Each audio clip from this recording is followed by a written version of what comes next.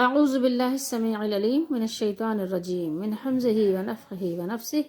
بسم اللہ الرحمن الرحیم ربی یسر ولا تعسر وتمم بالخیر ربی زدنی علما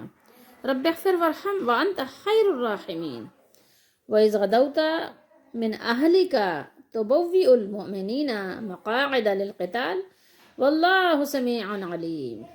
اذ ہمت طائفتان منکم، طائفہ کہتے ہیں گروہ کو، اور طائفتان یہ جو ہے دو گروہوں کی بات ہو رہی ہے، تثنیہ کا صیغہ ہے۔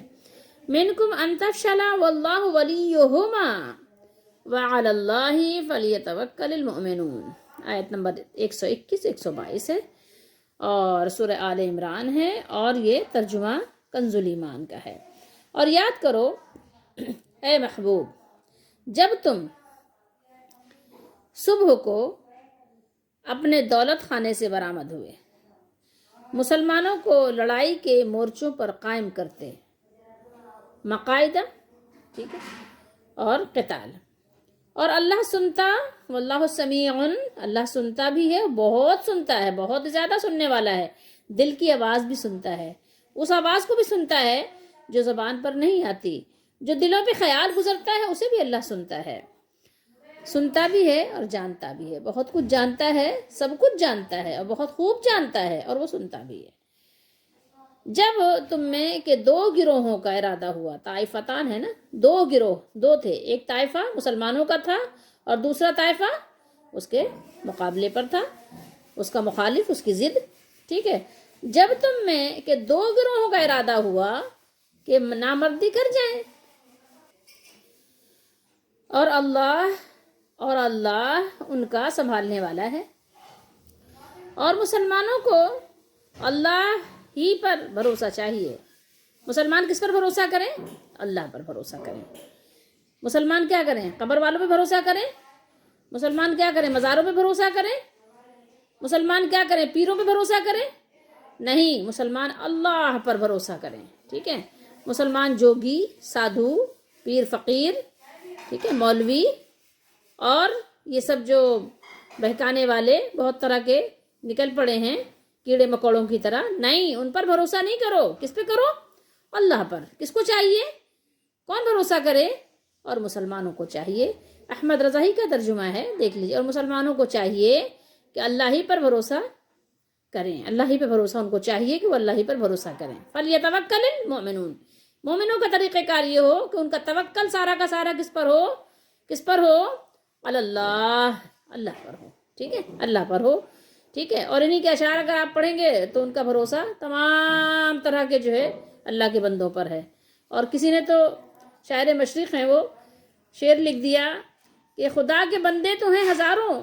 بنوں میں پھرتے ہیں مارے مارے، میں اس کا بندہ بنوں گا جس کو خدا کے بندوں سے پیار ہوگا۔ وہ کہنے لگے اللہ کے بندوں ہی کا بندہ بننا چاہنے لگ گئے کہ میں اس کا بندہ بنوں گا جس کو خدا کے بندوں سے پیار ہوگا۔ بھائی اللہ کے بندے یہ جو ہیں، تو اللہ کے بندے اس لیے نہیں ہیں کہ اللہ کے بندوں کا بندہ بن جاؤ یا ان کے غلام بن جاؤ، ان کی غلامی کرو، نہیں، یہ شرف تو صرف رسول علیہ السلام کو حاصل ہوتا ہے کہ ہر چیز سے بڑھ کر ان سے محبت کی جائے۔ اور یہ محبت بھی کس لیے ہے؟ اس لیے ہے کہ وہ اللہ کی طرف سے آئے ہیں۔ وہ کون ہیں؟ اللہ کے پیغمبر ہیں، اللہ کی طرف سے پیغام لے کر آئے ہیں، تو اس لیے ان کی محبت آپ کو اپنے جان سے کرنی ہے، بڑھ کے اپنی جان سے زیادہ کرنی ہے، ٹھیک ہے، ورنہ تو محبت سب سے زیادہ اللہ کی ہے، اور رسولوں کی محبت بھی کس کی وجہ سے ہے؟ اللہ کی وجہ سے ہے، ٹھیک ہے، کہ وہ اللہ کی طرف سے آئے، اللہ کا حکم ہے، کیونکہ وہ اللہ کی طرف سے آئے ہیں نا، تو ان کو آپ نے اتنی امپورٹنس دینی ہے، اپنی جان سے بھی زیادہ۔ آپ کی جان رسول علیہ السلام کی جان کے سامنے کوئی حیثیت نہیں رکھتی، اپنی جان کو ان کی جان پر قربان کر دو، نچھاور کر دو، کیونکہ رسول ہے علیہ السلام، اور آپ اس کے غلام ہو، آپ اس کے امتی ہو نا۔ لیکن باقی اللہ تعالیٰ نے انسانوں کی غلامی نہیں سکھائی، کیوں؟ اس لیے کہ اللہ تعالیٰ نے بندوں کو عزت دی ہے، بندوں کو بندوں کے سامنے نہیں جھکایا، یہاں تک کہ رسول علیہ السلام نے بھی اس سلسلے کو، اللہ تعالیٰ نے آپ پر، آخری نبی ہیں، آپ پر یہ سلسلہ بھی ختم کر دیا کہ رسول علیہ السلام نے اپنے سامنے کسی امتی کو نہیں جھکایا، کہا یہ اجمیوں کا طریقہ ہے، اجمیوں کی طرح نہیں کیا کرو کہ میں آؤں تو تم کھڑے ہو جاؤ، ٹھیک ہے، میں سواری پہ بیٹھا ہوں تو تم سب استقبال کے لیے کھڑے ہو جاؤ، ایسا نہیں کیا کرو،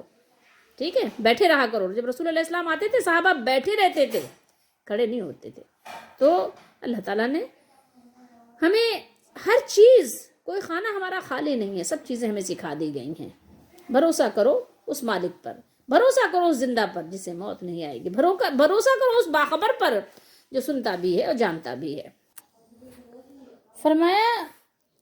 غزوہ احد، غزوہ احد میں جو یعنی مارکہ پیش آیا تھا،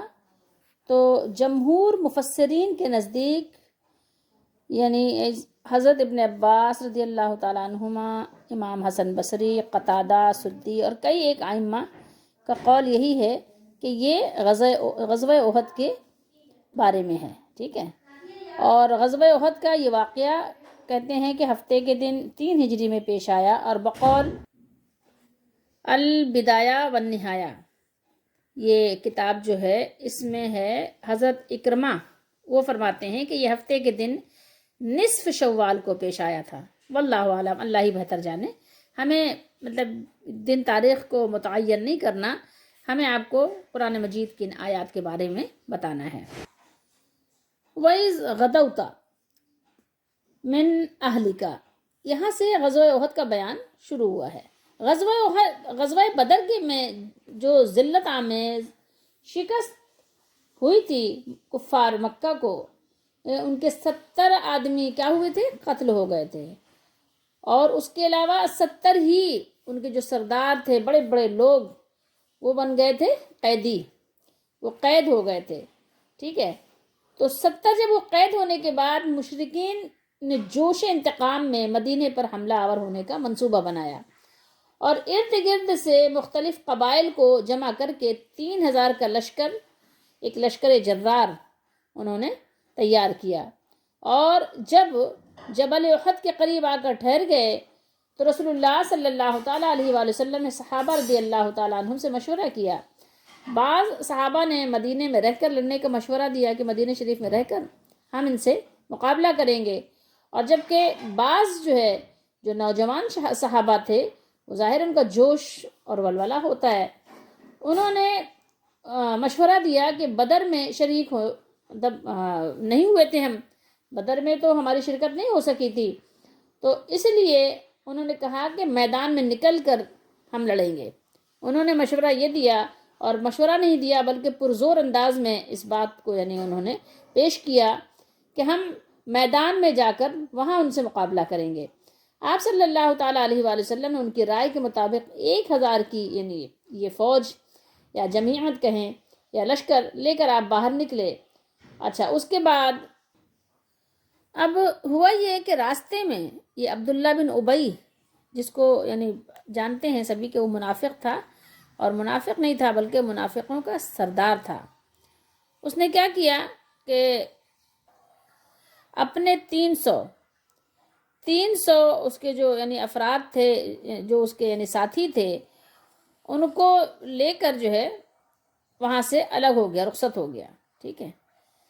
اب جب وہ چلا گیا، رخصت ہو گیا وہاں سے، تو مسلمانوں کی تعداد کفار کی تعداد سے 1/4 سے بھی کم ہو گئی. اب ظاہر یہ لوگ 700 رہ گئے نا، 300 نکل گئے 1000 میں سے، تو کتنے بچے؟ 700. اور ادھر کتنا بڑا لشکر تھا؟ اب سوچئے تھوڑی دیر. تو پہاڑ کی جانب پشت کر کے صفیں آراستہ کی گئیں. پہاڑ کی وہ گھاٹی جہاں سے دشمن کے اچانک حملہ آور ہونے کا خدشہ تھا،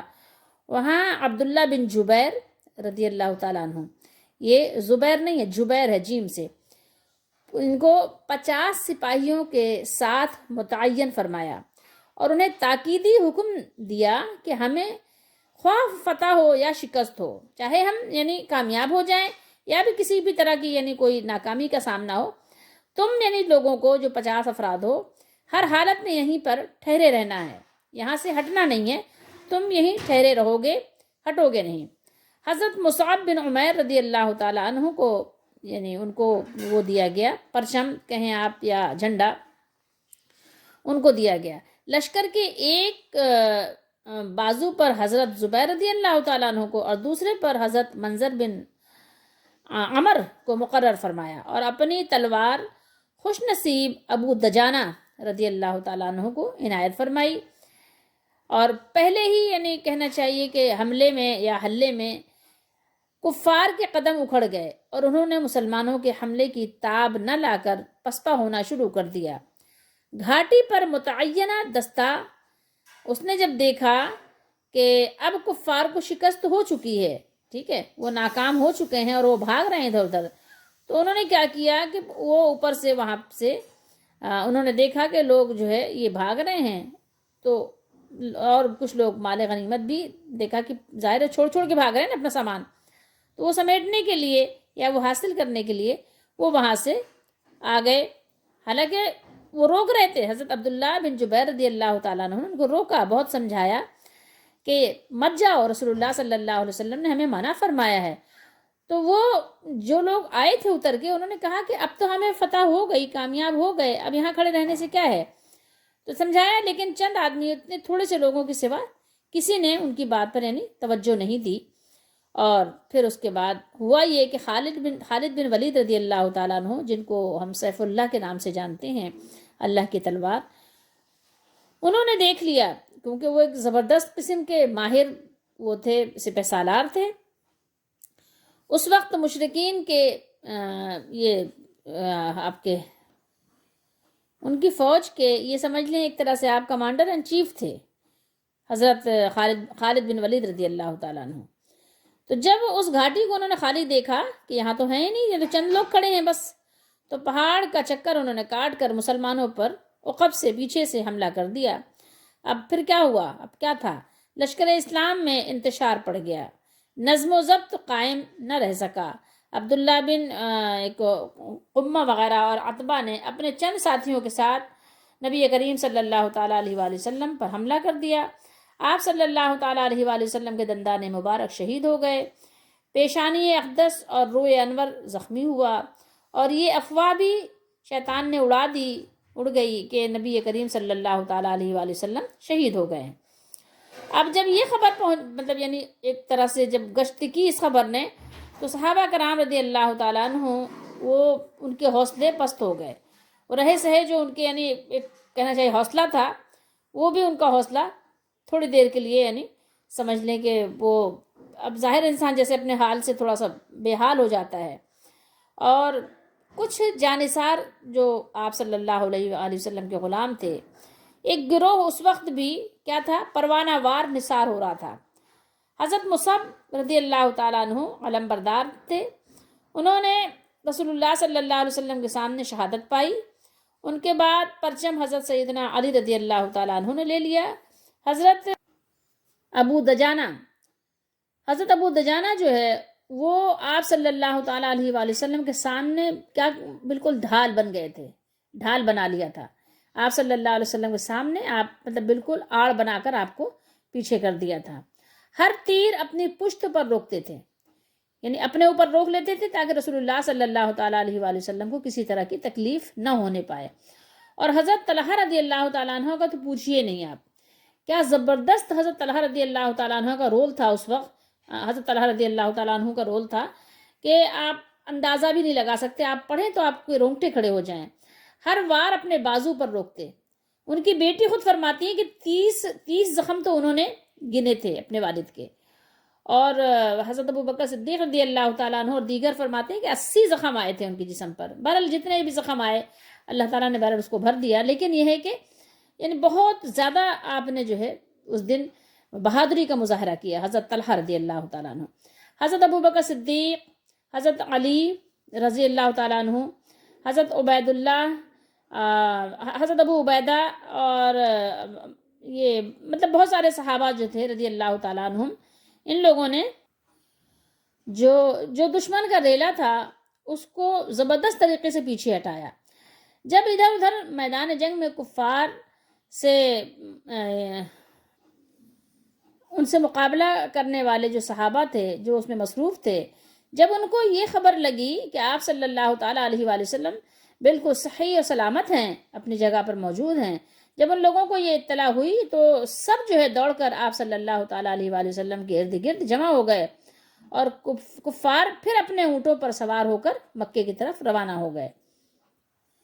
لیکن یہ بات ہے کہ وہ روانہ تو ہو گئے، لیکن صحابہ کرام رضی اللہ تعالیٰ عنہم جو تھے ان کو زبردست قسم کی یعنی تکلیف اٹھانی پڑی، ان کو نقصان اٹھانا پڑا، اور 70 سے زیادہ جلیل القدر صحابہ رضی اللہ تعالیٰ عنہم شہید ہو گئے، جن میں حضرت سیدنا حمزہ رضی اللہ تعالیٰ عنہ وہ بھی شہید ہو گئے، اور پتہ ہی ہے کہ جو حبشی تھا پیچھے سے نیزہ مارا تھا، اور مسلمانوں کو یعنی بہت تکلیف اٹھانی پڑی۔ تو اس کو آپ یہ تو نہیں کہہ سکتے کہ کفار کو فتح ہوئی، البتہ آپ یہ ضرور کہہ سکتے ہیں کہ مسلمانوں کو نقصان اٹھانا پڑا، اور یعنی کہیں کہ اور بہت بڑی مشکلات کا سامنا کرنا پڑا، اور ایک سمجھ لیں کہ کامیاب اور جیتی ہوئی جنگ جو ہے وہ بہرحال کچھ نہ کچھ شکست میں بدل گئی۔ تو بوّئ المؤمنین، اللہ نے فرمایا مقاعد للقتال، اللہ تعالیٰ نے ارشاد فرمایا کہ اور میدان احد میں بٹھا رہے تھے مومنوں کو۔ مقاعدہ مقعدن کی جمع ہے اصل میں، تو اس کا مقعدن کہتے ہیں بیٹھنے کو، بیٹھک کو، بیٹھنے کی جگہ کو بھی کہتے ہیں۔ تو بہرحال یعنی یہاں پر یہ اشارہ ہے کہ اسلامی فوج کی جو پشت پر جبل احد تھا، اور ایک جانب ٹیلے پر عبداللہ بن جبیر رضی اللہ تعالیٰ عنہ کی سرکردگی میں 50 تیر اندازوں کا دستہ متعین تھا، اور آپ صلی اللہ علیہ وسلم نے ان کو حکم دیا تھا کہ اگر تم دیکھو کہ پرندے ہمارے جسموں کو نوچ رہے ہیں تو پھر بھی اس جگہ کو نہیں چھوڑنا، یعنی یہیں پر جمے رہنا، ٹھہرے رہنا، یہاں تک کہ میں تمہیں پیغام بھیجوں، یعنی میں جب تم کو پیغام بھیجوں کہ آ جاؤ تو جب بات اور ہے، اور اگر تم دیکھو کہ ہم نے کفار کو شکست دے دی ہے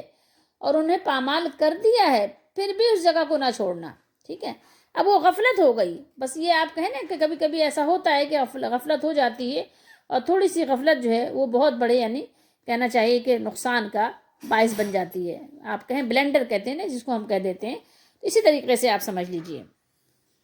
تو بس اسی غفلت کی وجہ سے، یہ ایسا نہیں تھا کہ نعوذ باللہ استغفر اللہ صحابہ کرام کو لالچ ہو گئی تھی مال غنیمت کی تو مال غنیمت لوٹنے کے لیے وہ آ گئے تھے، بس وہ غفلت تھی کہ اکثر جو ہے صحابہ جو ہے وہ نیچے اتر آئے، ٹھیک ہے،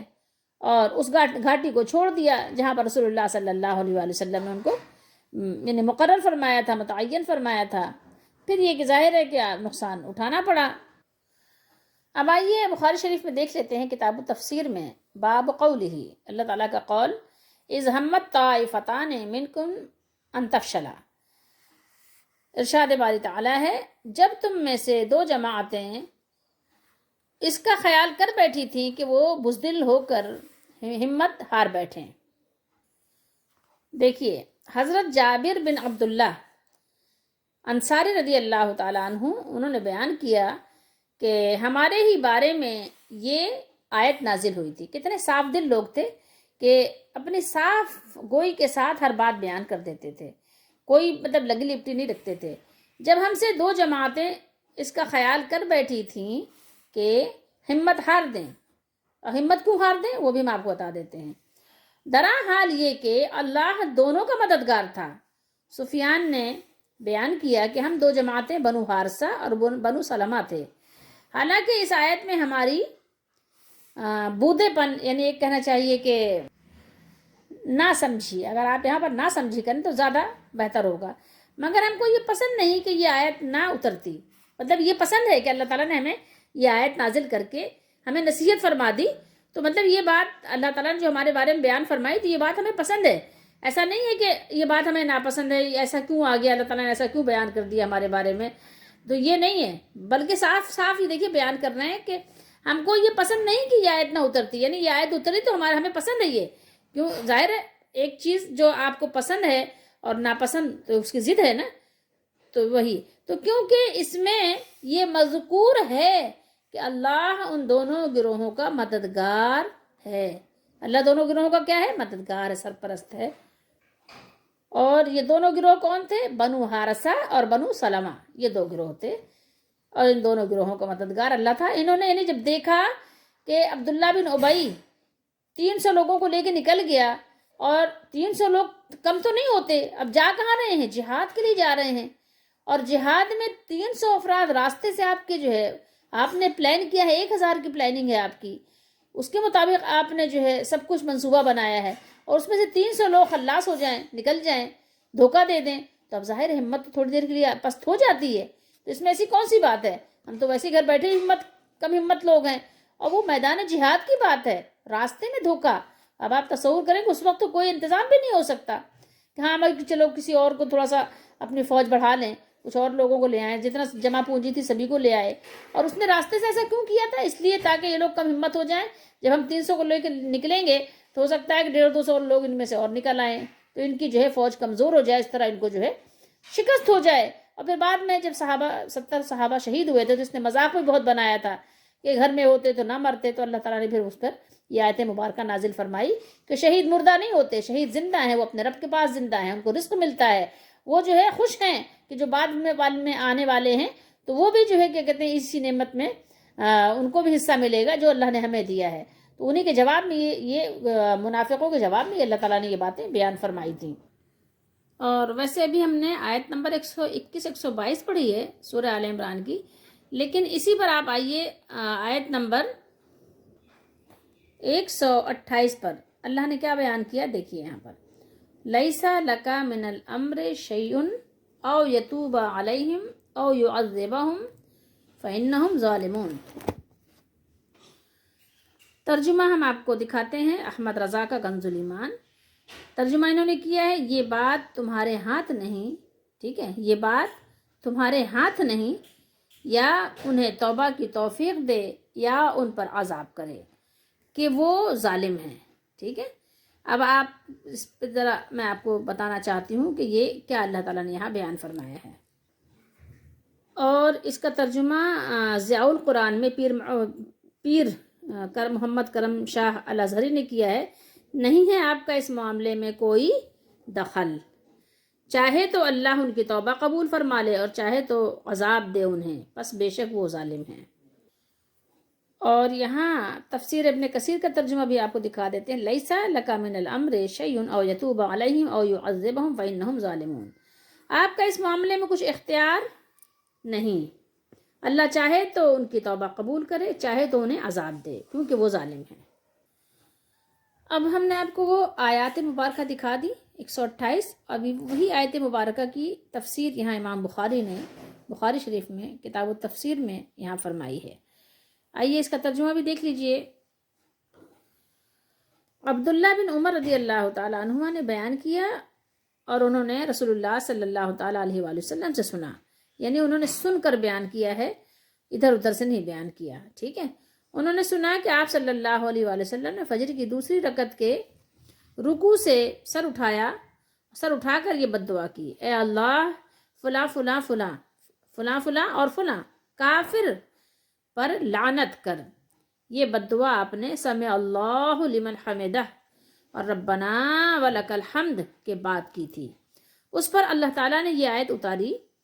آپ کو اس معاملے میں کوئی دخل نہیں، کوئی اختیار نہیں، یہ فإنہم ظالمون یہاں تک. ٹھیک ہے، آخری آیت تک. مزید امام بخاری نے اس کو کتاب المغازی میں بھی بیان کیا اور یہاں بیان کیا کہ آپ کو اس امر میں کوئی اختیار نہیں، اللہ خواہ ان کی توبہ قبول کرے یا انہیں عذاب کرے، پس بے شک وہ ظالم ہیں. اور نبی کریم صلی اللہ علیہ وآلہ وسلم کے سر مبارک میں زخم آ گئے تھے غزوہ احد کے موقع پر. ٹھیک ہے،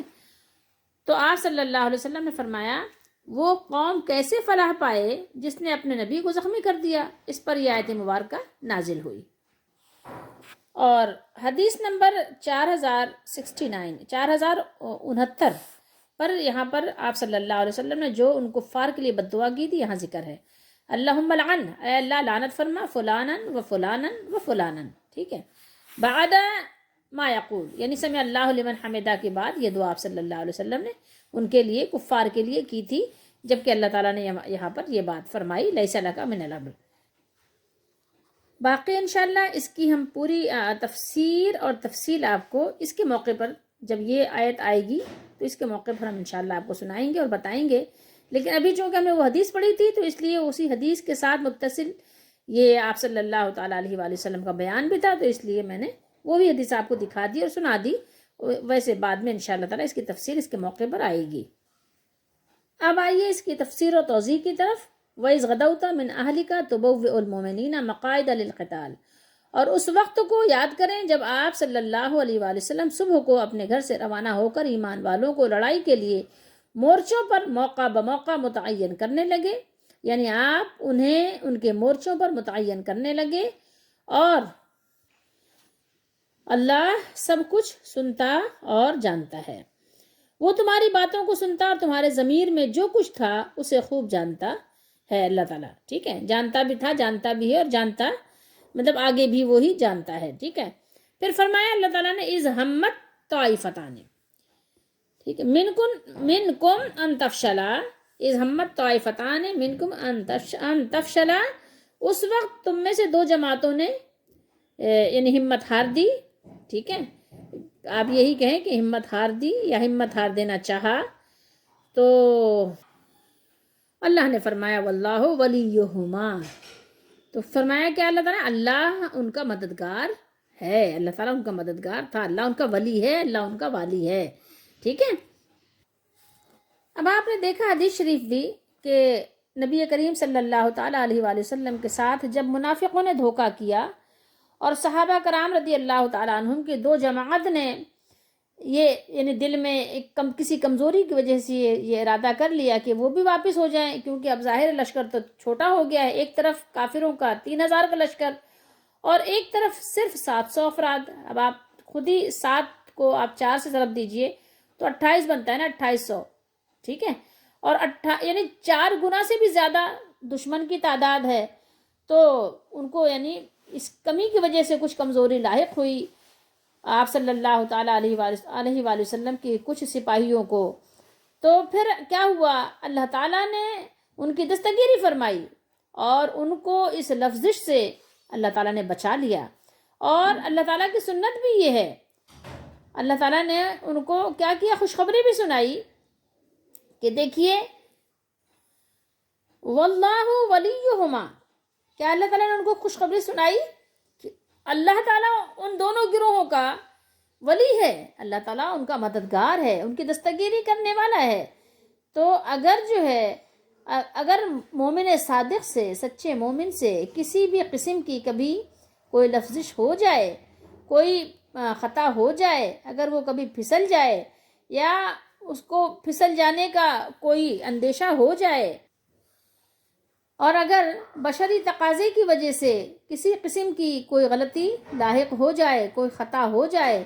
تو کیا ہوتا ہے، اللہ تعالیٰ فرماتا ہے کہ اللہ تعالیٰ ان کو سنبھال لیتا ہے، اللہ تعالیٰ ان کی دستگیری فرماتا ہے، اللہ تعالیٰ کی رحمت انہیں اپنے رحمت میں ڈھانپ لیتی ہے، اس کی شان کریمی ہے کہ وہ یہ گوارا نہیں کرتی اللہ تعالیٰ کی رحمت کہ اس کے محبوب کے سچے غلام وہ کسی ایسی خطا کے مرتکب ہوں کہ جس کی وجہ سے ان پر کسی قسم کا کوئی الزام عائد ہو سکے، اللہ تعالیٰ اس بات کو پسند نہیں فرماتا۔ تو دیکھو جو لوگ صحابہ کرام رضی اللہ تعالیٰ عنہم کی برائیاں بیان کرتے ہیں، ان کو ذرا سوچنا چاہیے کہ آخر وہ کیا کرتے ہیں اور کیوں کرتے ہیں ایسا۔ اللہ تعالیٰ نے تو ہر جگہ ان کی تعریف بیان فرمائی اور ان کی دستگیری فرمائی، اور پھر اللہ رب العالمین نے مومنوں کو اللہ پر بھروسہ کرنے کا حکم دیا۔ تو بھروسہ کرنے کا حکم یہ مقصد نہیں کہ گھر کے دروازے کھول دو، چوپٹ سارے گیٹ کھول دو، سب دروازے کھول دو اور کہو کہ میرا بھروسہ اللہ پر ہے، میں اللہ پہ بھروسہ کرتی ہوں یا میں اللہ پہ بھروسہ کرتا ہوں، ٹھیک ہے، ایسا نہیں حکم دیا اللہ تعالیٰ نے، کہا دروازے بند کرو، تالے لگاؤ، اونٹ کی رسی باندھو، چوکیدار رکھو اور پھر بھروسہ کرو اللہ پر، ٹھیک ہے، کیونکہ گیٹ کے تالے ٹوٹ بھی جاتے ہیں، دروازے ٹوٹ بھی جاتے ہیں، نقب لگ جاتی ہے، چوکیدار کو فائر کر کے راستے سے ہٹا دیا جاتا ہے، لیکن اللہ کی مدد ہوتی ہے تو کیا ہے کہ اللہ تعالیٰ بچا لیتا ہے۔ تو یہ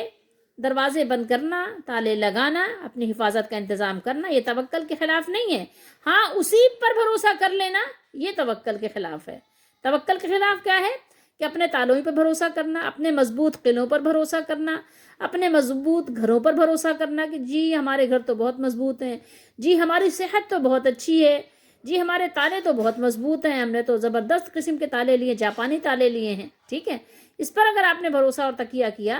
تو پھر آپ نے توکل کے خلاف کیا، دیکھیں نبی کریم صلی اللہ تعالیٰ علیہ وآلہ وسلم پر،